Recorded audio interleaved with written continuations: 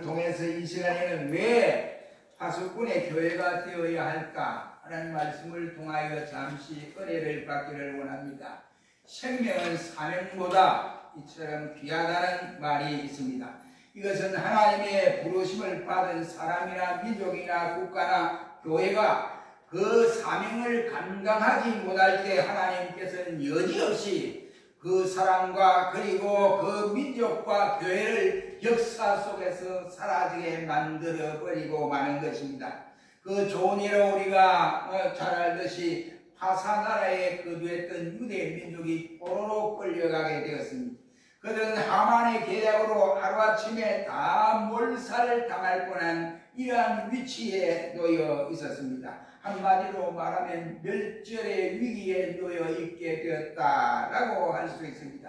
이때 포로로 끌려왔던 모르드게와 바로 에스더에게 말하기를, 야, 이때가 바로 네가 왕에게 나가서 우리 민족을 구원할 때가 아니냐. 네가 만약 왕에게 겁을 먹고 나가지 아니하면 하나님이 너를 이 왕위에 세운 그 일이 바로 이러한 때 우리 민족을 살리고 너를 살리기 위한 방편인 줄 모른다. 만약 네가 그것을 사양하고 하지 아니하면 너의 가정과 너는 안전할지 모르지만 이 민족은 다 유대 민족은 하만에 의해서 죽을 것이나 하나님은 절대로 너의 가정을 가만히 두지 아니할 것이다 라고 하면서 네가 이때에 왕후가 된 것은 하나님이 이럴 때에 우리 민족을 살리기 위해서 그렇지 아니하냐 라고 이와 같이 에스더에게 말한 일이 있습니다.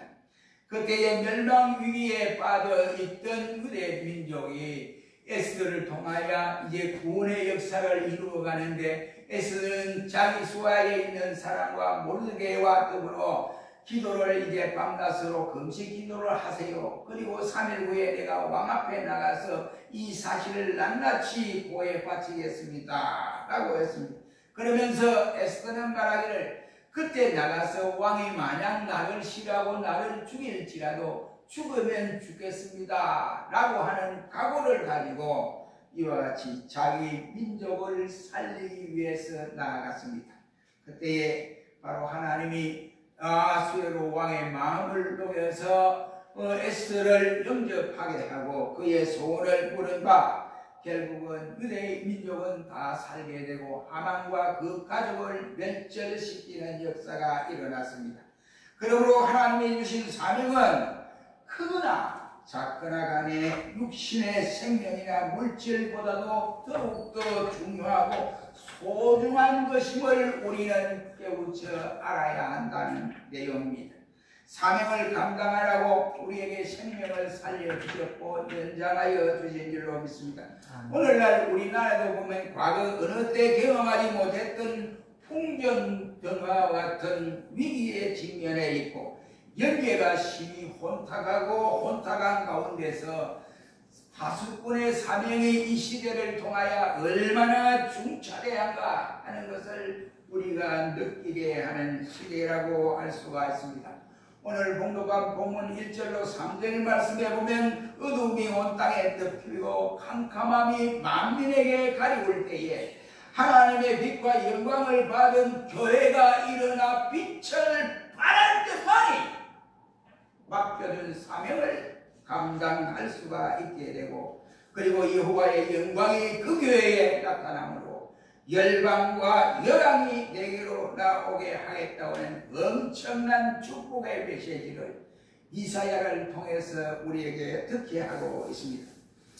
이사야 62장 1절로 7절 말씀에 말하기를, 예루살렘이여 내가 너의 성벽 위에 파수꾼을 세우고 그들로 종일 잠잠치 않게 하였느니라.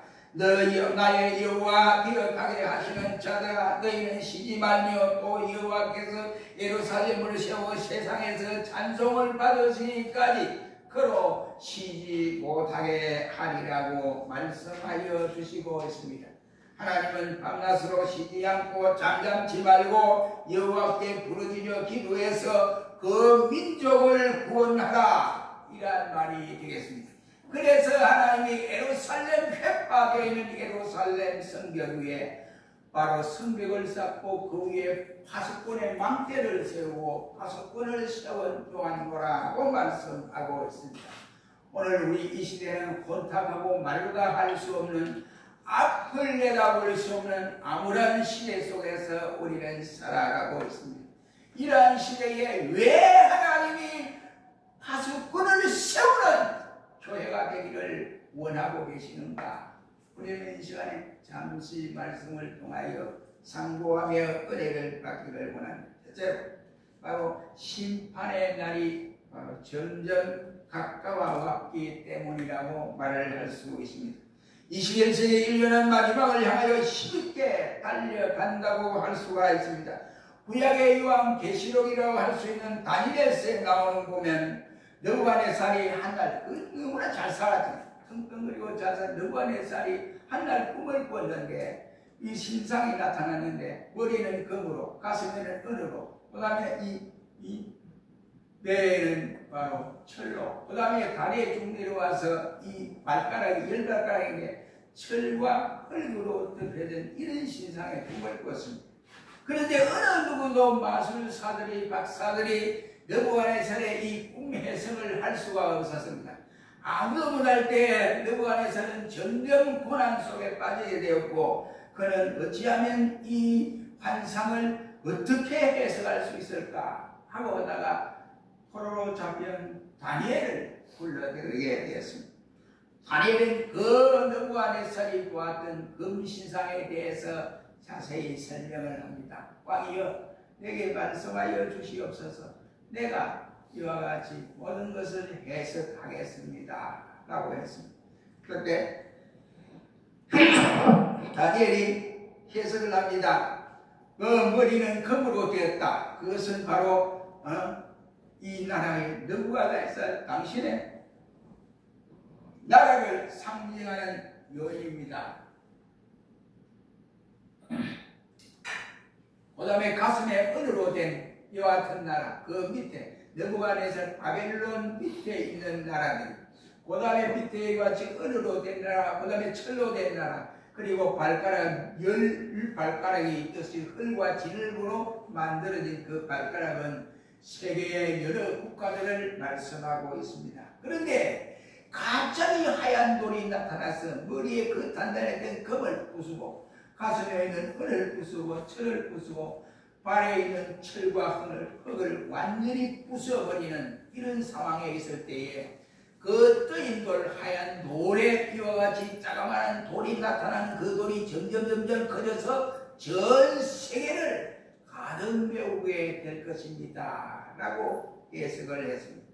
다니엘 7장에는 사자 곰표범이 이어서 10뿔 가진 무서운 짐승이 나오고 7장 13절 말씀에도 보면 내가 밤 이상 중에 보았는데 인자 같은 이가 하늘 구름을 타고 와서 옛적부터 항상 계신 자에게 나와 그 앞에 인도되매 라고 말씀을 하고 있습니다. 이는 죽었던 로마가 다시 일어나 10뿔 연합하는 때가 오게 된다 이러한 말씀이 되겠습니다. 주께서 하늘 구름을 타고 재림하셔서 세상 나라를 심판하고 그리스도의 나라가 세워지고 바로 영화의 세계가 넘치는 천상천하의 세계가 도래될 것을 말씀하고 있습니다.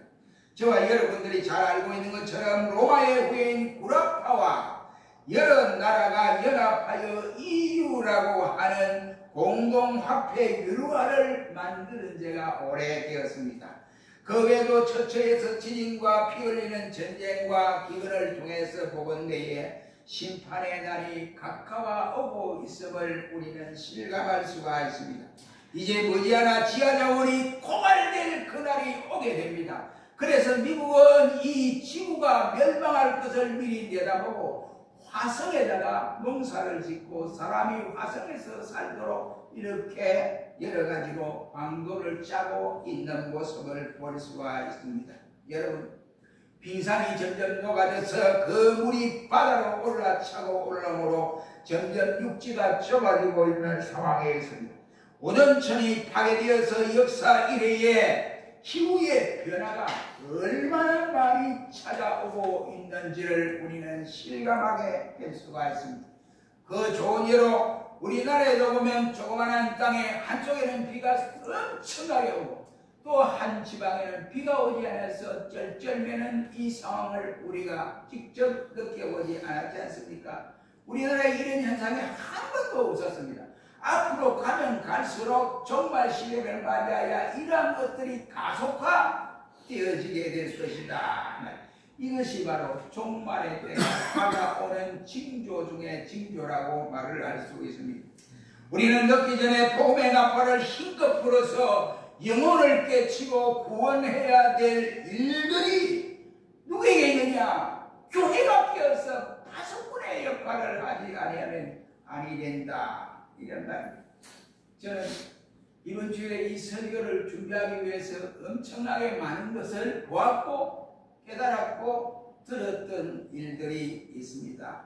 여러분, 왜 교회가 중요하냐?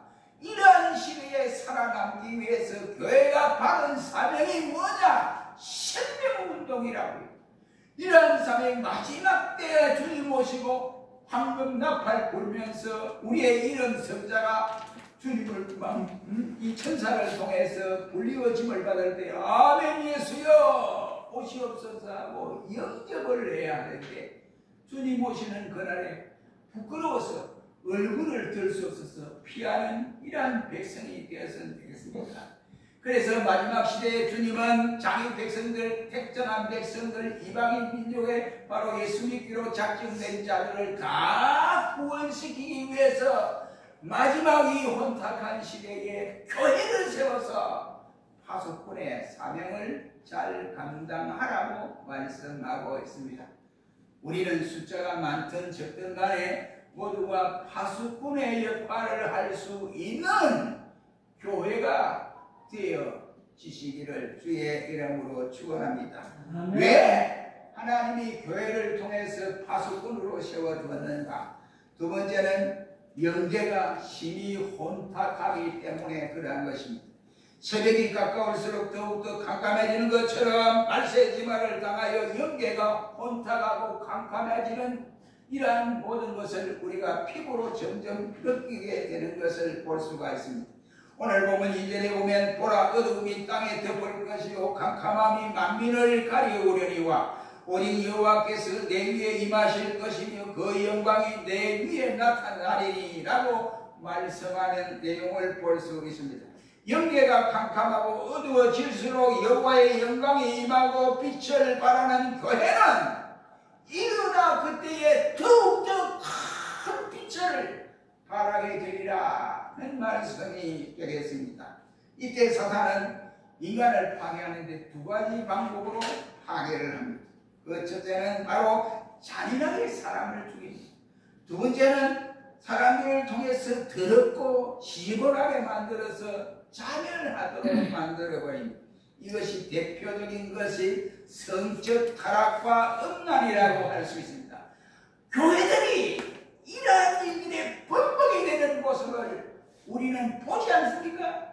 큰 교회 사건들이 성적 타락과 영적 타락이 되어져서 음란의 마귀가 뒤집어 씌우는 일들이 흔히 일어나는 모습을 봅니다. 그 예로 또한 히틀러가 유대인 600만 명을 죽이고 잔인하게 죽였습니다. 전쟁을 일으켜서 세상을 어지럽게 하고 바로 비참하게 죽인 것과 모 대통령이 6천만 명을 죽이고 스탈린이 7천만 명을 죽여 공산주의 혁명이라는 핑계로 사람을 살해한 일이 많았습니다. 저 북한 공산주의 김일성이는 바로 중국과 러시아를 힘입어서 대한민국을 동족을 이처럼 전쟁을 일으켜서 수많은 우리의 동족들이 엄청나게 죽어갔고 지금도 이와 같이 남북한이 갈려서 서로의 가족들을 찾아보지 못하는 안타까운 현실이 있습니다. 그중에도 저 김정은이는 정신을 더 못 차리고 자기 체제에 조금 흔들릴까 봐서 마구잡이로 이와 같이 총살을 하는 이러한 시대의 역사가 바로 사단의 역사가 아니고 무엇이라고 여러분 이와 같이 단정할 수가 있습니까?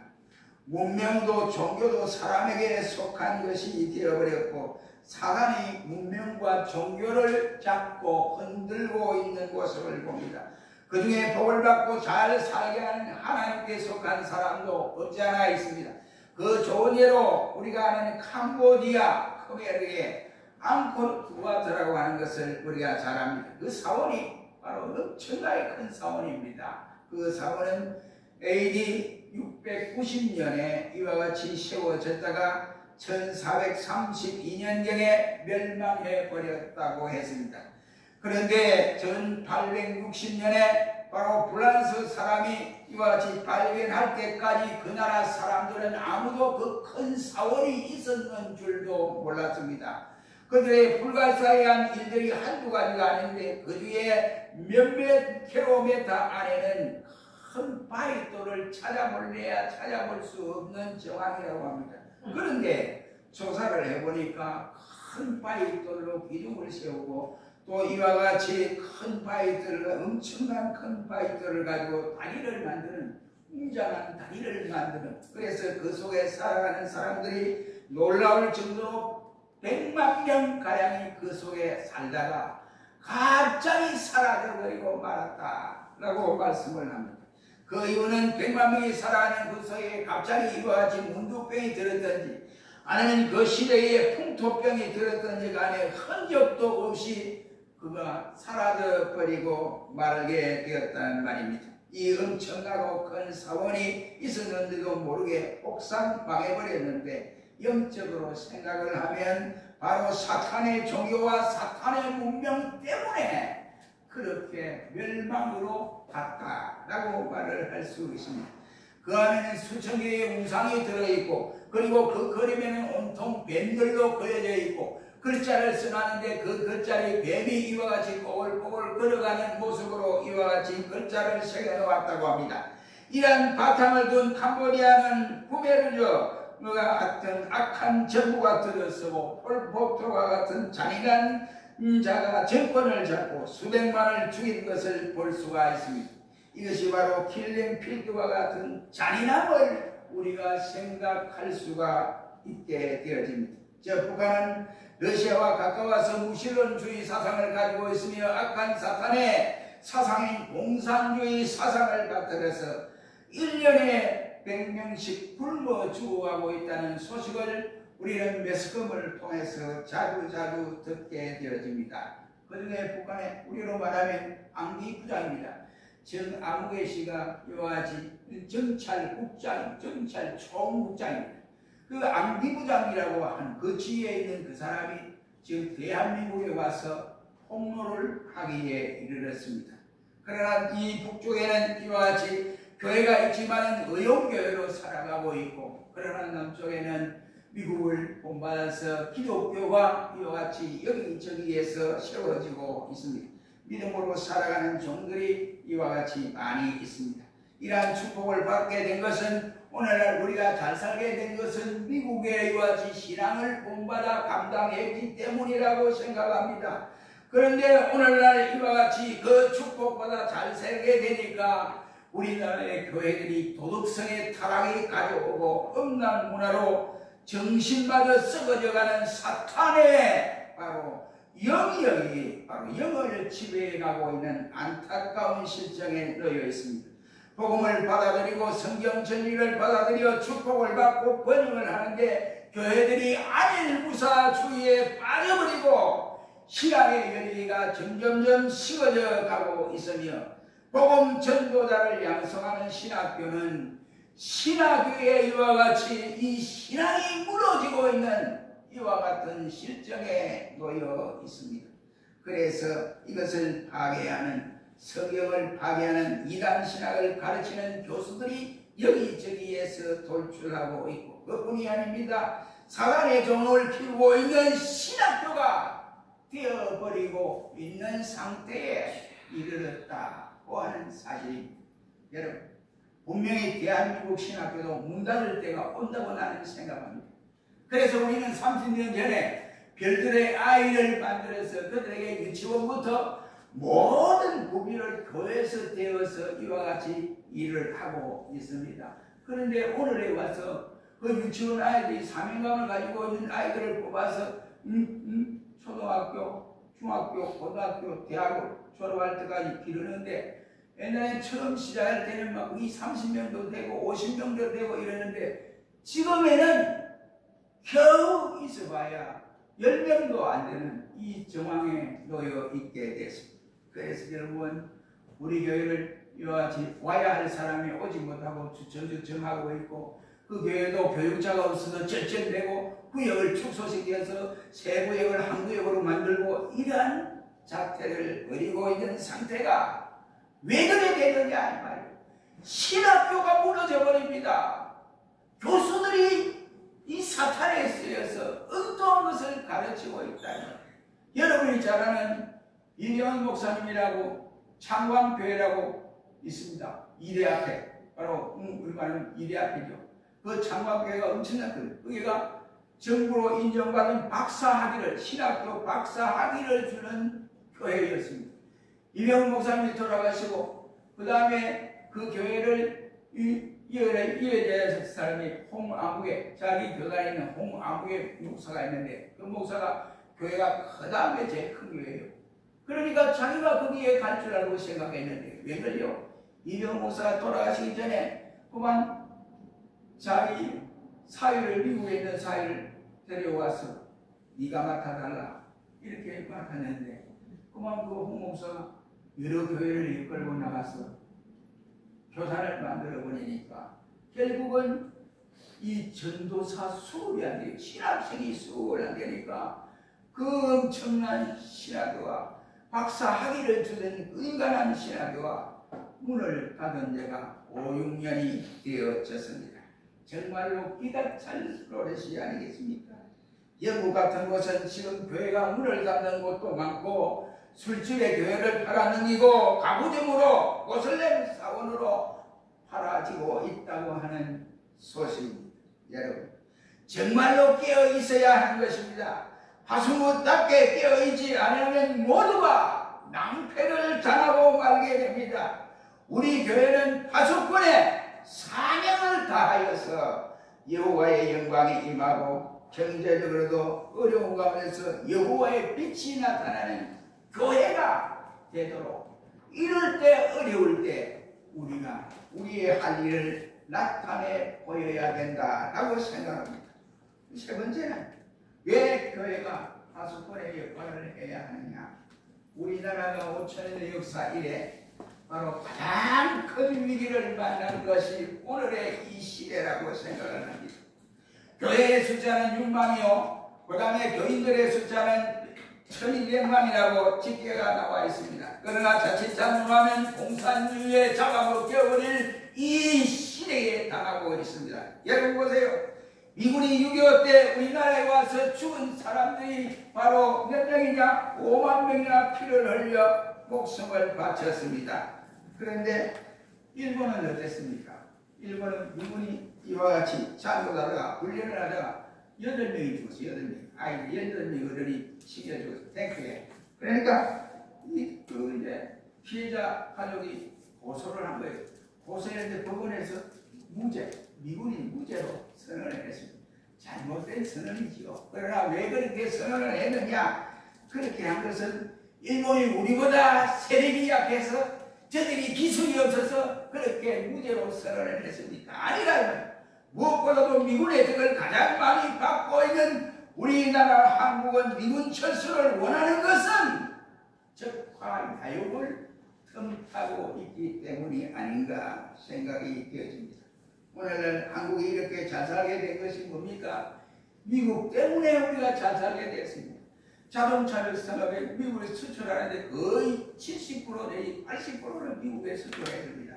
수출하면서 저들이 이와 같이 관세를 이때까지 부과하지 않았습니다. 그러나 지금 관세율이 얼마입니까? 25%입니다. 그 다음에 철강 같은 것은 50%입니다. 그 외에 다른 것도 엄청나게 관세가 많이 붙을 것으로 생각합니다. 그러므로 그런 상황 가운데서 미국에서는 한국을 이제 더 이상 믿을 수 없으니까 이제 한국 자동차 불매 운동을 펼쳐야 된다 하고 이런 소리가 일어난다고들 합니다. 왜 그렇습니까? 또 미국 대사관에 이 중국 놈들을 거기다 풀어놔가지고 반미 데모를 하고 있는 것이 지금의 실정입니다. 여러분, 기가 찬 노릇이 아니겠습니까? 여러분의 지금 현상은 정말로 나라가 정신을 차려야 할 때라고 생각합니다. 이 나라가 5천년 역사에 가장 위기를 만났다. 그럼 이 위기를 만날 때 교회가 잠잠히하고 있으면 되겠냐? 교회가 정신을 차리고 기도를 해야겠구나. 교회 이와 제임이 대단히 중요한 일이라고 생각합니다. 여러분, 교회가 나라가 없어보세요. 어떻게 종교생활을 할 수 있습니까? 공산주의가 되어보세요. 안 됩니다. 지금 우리 중국을 보세요. 선교사들이 교회에 지어놓고 이때 그 중국의 선교사들이 다 이같이 철수하고 이런 상황에 놓여 있습니다. 이런들이 포크레인에 와서 지은 교회를 부숴버리고 이 작당을 하고 있습니다. 앞으로 그렇게 안 되리라고 누가 보장을 하냐. 이런 위급한 상황에 있는 이와 같은 상황 가운데서 교회가 파수꾼의 역할을 해야 한다. 이런 말. 우리 모두가 적지만 파수꾼의 역할을 잘 감당하는 교회가 되어 교회도 살고 교인들도 살고 또한 나라도 든든해지기를 주의 이름으로 축원합니다. 그리고 하나님 감사합니다. 시대가 혼탁하여지